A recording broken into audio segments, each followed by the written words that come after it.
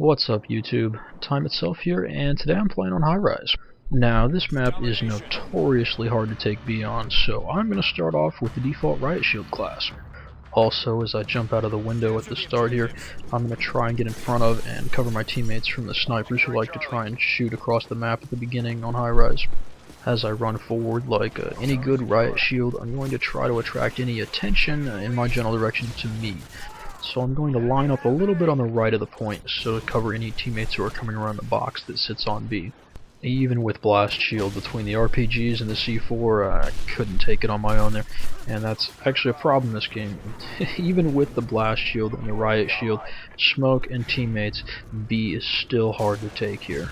If the definition of stupidity is doing the same thing expecting different results, well, call me stupid, but I still think this is an important position to have.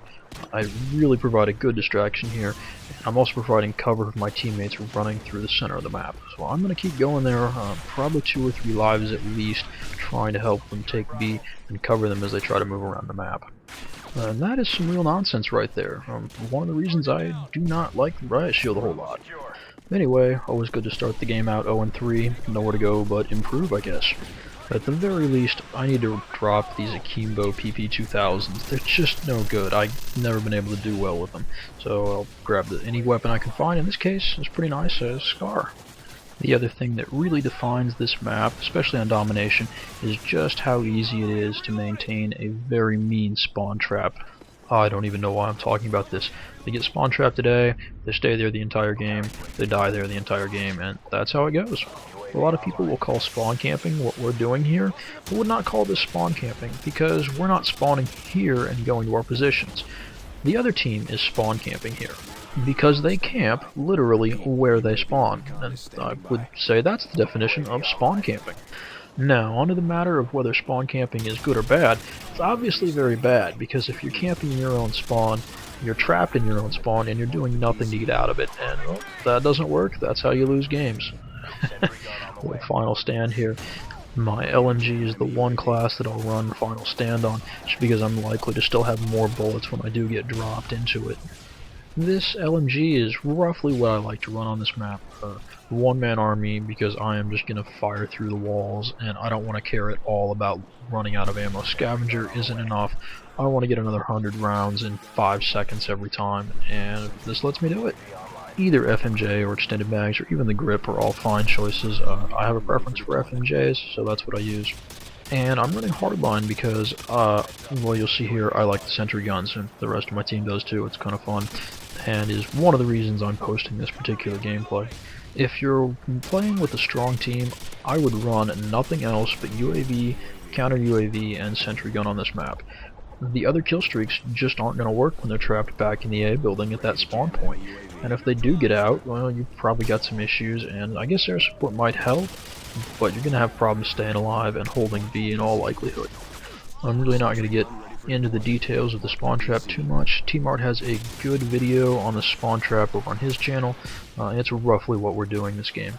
If you do ever find yourself in the spawn trap going cold-blooded and then working your way out from the bottom, under the chopper, and all the way back around behind C is probably your best bet. Oh darn it, I'm too awesome, and I end up getting another sentry gun to call in before I get to where I want to put the one that I already have up. I know, isn't life terrible? No, wait, I had to go back and rewatch the video there. I hadn't called in my first sentry gun. I'm just going crazy, that's all. But man, my guy must be awesome. Jumping around on the scaffolding like that, with a light machine gun, firing while standing, and killing 3 people in a row like that? Well, that's pretty awesome. I'd also like to mention that this is one of the maps where it is possible to get a shutout. You just have to rush at A, throw some Semtex or a frag maybe, or just shoot through the windows and kill the guys who are taking it. Not too hard. The question really comes after you kill them at A, and at first it didn't seem like we were going to be able to hold the spawn trap while dominating here, but it actually does work, and we got pretty close to a shutout. We got to 131-0 before we lost control of the point. I'll throw up a little bit of that game just so you can see that, yeah, it actually did happen, and we got pretty close even though it hasn't happened yet. In this game, these guys are trying to push out fast enough, and actually being somewhat aggressive, that we're not having to deal with a lot of campers back there, especially snipers who just sit back and try to protect their KDs instead of at least coming out a little bit further, and that gets kind of annoying when they do that. If we do find ourselves in that situation, one person can go back into the spawn, and as long as they don't do something crazy, they're not going to move the spawn just by themselves. Really, the key seems to be to move methodically through those series of back rooms and give them somewhere to spawn, even if it's going to be in the room you just cleared behind you. As long as you're working your way forward from one to the next slowly, you're not going to completely clear the spawn, and you can just keep making them pay attention to you back there with your shotgun probably, instead of trying to camp and snipe the people who are outside. By this point, I hope it is abundantly clear why I like running sentry guns on this map. You get this nice place up here at the top to put them out, and they just shoot right into the enemy spawn. Add to that several of us that are running light machine guns, and we can put out more ammo than most people would think possible on this map. I think I mentioned it in a previous video, my accuracy is negative, so it doesn't matter how many shots I miss, my accuracy still goes up. So 5 sentry guns up right now, and that's quite a few by any standard, I'd say. Though it looks like I timed it just right, the last 2 I put up are going down. Yeah, so we're back to 3 again. But this sort of situation just makes me happy. I enjoy this, and this is why I play this game. Okay, on to a more serious topic. You see Grim Beetle down there on the left. He's in the Transformers, and it's his job to watch the people coming out on the bottom level there. So he got distracted for a minute, and someone managed to get out. It's not a big problem, but he did manage to get me before, and I think we turn around here, and yeah, so somebody's called out that he's down, and situation goes back to normal. Now we've got all those sentry guns up. I figured I'd take out a sniper rifle and try to fire back in a little further into their spawn there. Sometimes, especially about this point in the game, people will completely give up and just go to try and camp in the back there, and I find that having a sniper rifle instead of an LMG at that point is useful. You see here, I see some guy's dot on the minimap, but he's not quite where I think he is, and so he actually comes around the corner to try to find me while I'm looking to shoot him. Works out for me, and triple kill feed on the sentry guns. Gotta love that. Now, in the event that they do get back to C, which can happen occasionally, there are a couple good different ways to deal with that. Obviously, you could put C4 on the point, that certainly works. It's not too hard to try and shoot the guy if you're up on the chopper, but it can be a little tricky, especially when the shades get in the way or if they're prone behind cover. You kind of have to spray through and try and find them before letting a couple bursts off in the general direction.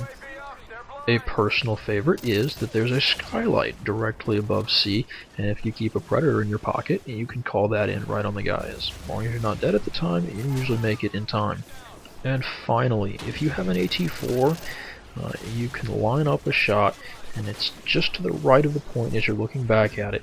It's a white desk, and the AT4 will hit it and explode and kill anyone just about anywhere on the point. Go ahead and line that up in a private match before you try to do it in a game. It's not too hard to hit if you're at B, and it has saved the point a couple times for us. Now, like all maps, especially those where the points are lined up, you need to be very mindful. If your back point gets taken, you need to quickly decide, and as a team act, and decide which point you're going to let the enemies still have. Go ahead and lock down 2 flags for your team, and make sure there are none of them around the one that they did have that you've recaptured now. And finally, as always, don't lose the middle point in the exchange. That's actually the quickest way to turn a domination game around. I know I've said it before, but it is absolutely critical, and that'll be game. Not too shabby, especially after that 0-3 start. It's pretty obvious who on our team knew what was going on, because the 2 guys who had been here the entire game have 4 kills apiece, and I don't know what they were doing. Well, and as always, thanks for watching.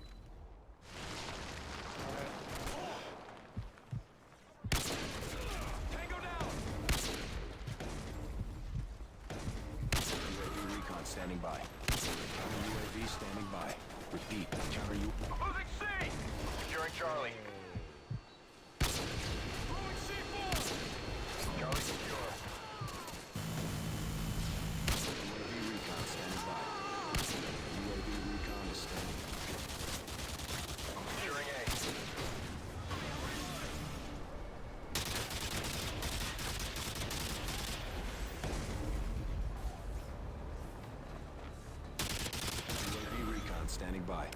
Repeat, UAV online.